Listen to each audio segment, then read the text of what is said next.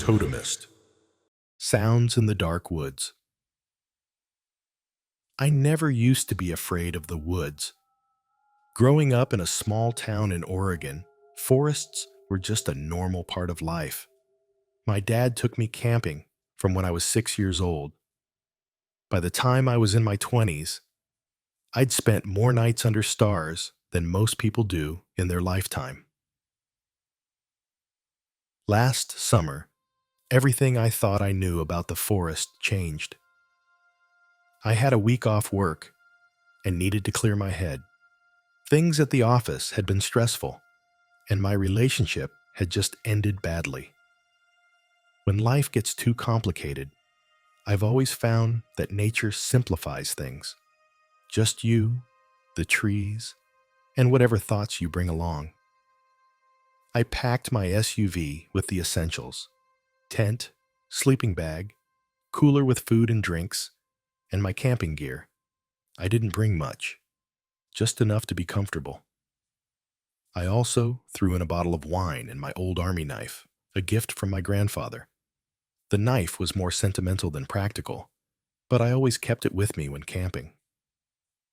The place I chose was about 4 hours from the city, deep in the national forest. There are marked campsites closer to the entrance, but I wanted real solitude. I knew some old logging roads that led deeper in, where you could find clearings that maybe see one or two visitors a year. The drive was peaceful. As the paved roads turned to gravel, then to dirt, I felt the weight lifting off my shoulders. Cell service disappeared about an hour in. That was exactly what I wanted: to be unreachable, completely disconnected. I found a perfect spot around mid-afternoon. It was a small clearing, surrounded by tall pines, with enough space for my SUV and a place to set up a fire pit. No signs of other people having been there recently. Perfect. I spent the rest of the daylight hours gathering firewood, setting up my small camp, and taking a short hike around the area to familiarize myself with my surroundings. The forest was alive with normal sounds: birds calling, squirrels chattering, the occasional rustle of something larger moving through the underbrush. Nothing concerning.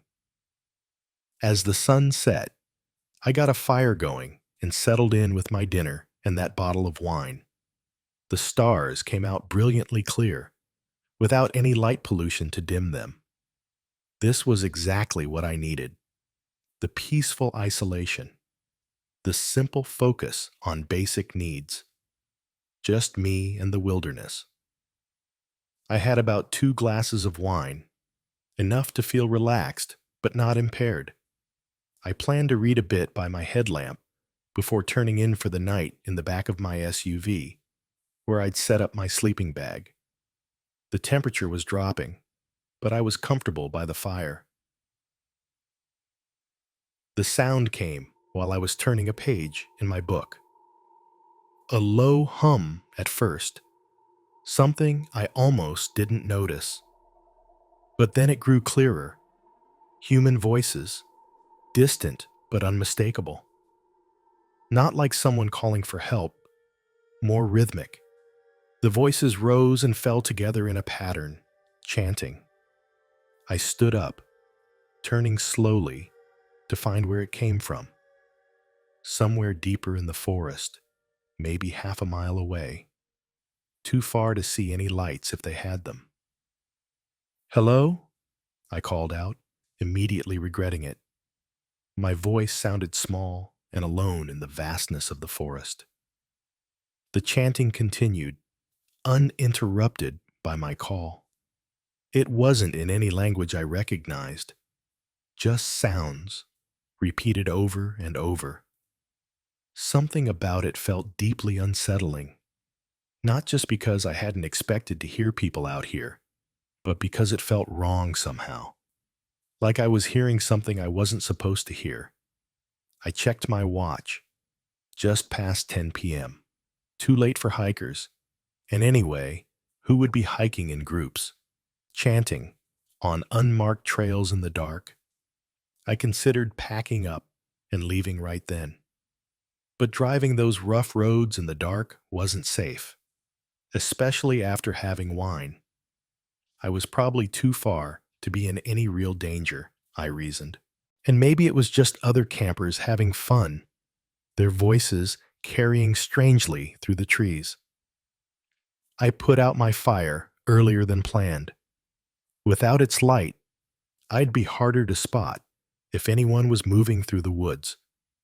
I got into the back of my SUV, closed and locked all the doors, and pulled the window covers I use for privacy. I kept my headlamp off and used my phone's dim light instead, saving the battery just in case. The chanting continued as I lay in my sleeping bag. Sometimes it would fade, almost disappear, then come back stronger. I clutched my grandfather's knife close to my chest. It wasn't much protection, but it was something. I fell asleep eventually, despite my unease. The wine probably helped with that, but something woke me. My eyes opened in darkness, and I knew immediately something had changed. The chanting had stopped. The forest was silent, too silent. No night insects, no rustling leaves, nothing. Then I heard footsteps, soft, careful, but unmistakable, circling my vehicle. I froze, barely breathing. The footsteps stopped at the rear window, right behind my head. A light tap on the glass followed, like a finger testing. Maybe it was fear. Maybe it was wine-induced bravery, but something made me move. I slowly turned over, knife in hand, and pulled back the edge of the window cover just enough to see out. A face pressed against the glass, peering in. In the darkness, I couldn't make out features clearly, just the outline of a human head, too close to the window, trying to see inside. Whether man or woman, young or old, these details were lost in shadow. Pure terror shot through me. A sound came out of me that I didn't recognize, a deep, animalistic scream of fear and warning. It didn't sound human, even to my own ears. The face disappeared instantly. I heard rapid footsteps retreating, branches breaking, as whoever it was ran away from my vehicle, back into the forest. My hands shaking, I fumbled for my headlamp and turned it on, shining it out each window. Nothing. Just darkness and trees. But I knew what I had seen. Someone had been watching me sleep. I started my car immediately, not caring about the noise. Sleep was out of the question now. I'd take my chances on the rough roads. Anything to get away from this place. As I drove, carefully navigating the logging road with my high beams cutting through the darkness, I kept checking my mirrors. I saw nothing following me, but the feeling of being watched didn't leave until I reached the paved road hours later. I've tried to make sense of what happened that night. Maybe it was a lost hiker. Maybe it was kids playing a prank. But deep down, I know it was connected to that chanting. Someone, or some group, was out there in those woods doing something they didn't want witnesses for. I reported the incident to the forest rangers when I got back to civilization. They said they'd look into it, but didn't seem overly concerned. Without more to go on, there wasn't much they could do. Lights in the forest. The pines cast long shadows as our truck bounced down the Forest Service road. November in the Arizona mountains brings early darkness, and we were running later than usual. 6 of us packed in the cab and bed of an old pickup, tired after a long day of thinning trees. I wasn't supposed to be on this crew. My regular job at the sawmill had dried up when orders slowed down, and I needed the money. Forestry work was hard, all day with chainsaws and axes, clearing the smaller trees to prevent forest fires. The pay was decent, though, especially with the contract bonus if we finished on time. We were behind schedule, way behind. Our crew boss mentioned it every morning, his face tight with worry. The penalty clause would wipe out any profit if we missed the deadline, and winter weather was coming fast. The last thing any of us needed was trouble. 2 more days, someone said from the truck bed. If we push hard, we might make it. Nobody answered. We all knew the truth. Unless something miraculous happened, we'd never finish in time. The road curved around a ridge, and that's when we saw it. At first, I thought it was a fire, a bright orange glow between the trees about 100 yards off the road. But fires don't hover 10 feet above the ground, and they don't shine with that kind of steady, unnatural light. "Stop the truck," someone shouted. Our driver hit the brakes, and we all stared through the windshield and over the sides of the truck bed. It was round, maybe 20 feet across, with a metallic surface that reflected the fading daylight. The orange glow came from underneath it, illuminating the forest floor with an eerie light. It made no sound that I could hear. It just hovered there, completely still among the trees. "What the hell is that?" our youngest crew member whispered. Nobody answered. We'd all heard stories, of course. The mountains of Arizona were famous for strange lights. Every local knew someone who claimed to have seen something unexplainable in the sky. But those were distant lights, far away specks that could be anything. This was right in front of us, close enough to touch if we dared. "I'm going to check it out," one of the guys said, already climbing out of the truck. "Don't be stupid," our crew boss called after him. "Get back in the truck." But he was already walking toward it, moving with a strange determination, like he was being pulled forward. The rest of us sat frozen, watching him approach the light. He was about 50 feet away from it when the object seemed to notice him.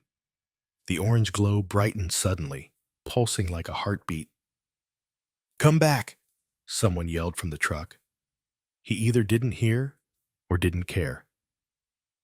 He kept walking, arms slightly raised like he was approaching a wild animal. When he was about 20 feet from the object, everything changed. A beam of blue-white light shot down from the center of the disc, enveloping him completely. For a second, I saw his silhouette, arms now raised above his head. Then he collapsed to the ground. The truck erupted in panic. "Start the truck! We need to help him! Go get him!" Our driver gunned the engine, but instead of driving toward our fallen friend, he spun the wheel and started back the way we'd come. "What are you doing?" I shouted. "We can't leave him." "I'm not going near that thing," the driver said, his knuckles white on the steering wheel. The truck bounced violently down the rough road, branches scraping the sides as we sped away. Through the rear window, I could still see the glow between the trees, getting smaller as we fled. About a quarter-mile down the road, guilt overtook fear. "Stop the damn truck," our crew boss demanded. "We need to go back for him." The driver slowed, then pulled over. We sat in silence for a moment, each man wrestling with his conscience. "I'll go back with anyone willing," the boss said finally. 3 of us volunteered. The other 2 would stay with the truck, ready to drive for help if needed. We walked back up the road, flashlights cutting weak paths through the growing darkness. Nobody spoke. The only sounds were our boots on the gravel and our slightly panicked breathing. As we rounded the curve where we'd first seen the light, we stopped cold. The forest was dark. No hovering disk. No orange glow. No blue-white beam. And no sign of our missing crew member. We spread out, calling his name, our flashlights sweeping the forest floor. The place where he'd fallen was empty. Not even a footprint remained in the soft pine needles. After nearly an hour of searching, we gave up and returned to the truck. The ride to the sheriff's office in the nearest town was tense and silent. How do you explain to authorities that you left a man behind after he was struck down by a light from an unidentified flying object? The sheriff took our report with professional skepticism. Search parties were organized.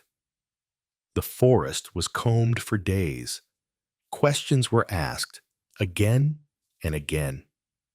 Why did we leave him? What exactly did we see?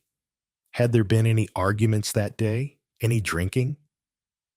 5 days passed with no sign of our missing friend. The deadline for our forestry contract came and went. Nobody cared about that anymore. Then, late on the 5th night, a call came in to the sheriff's office.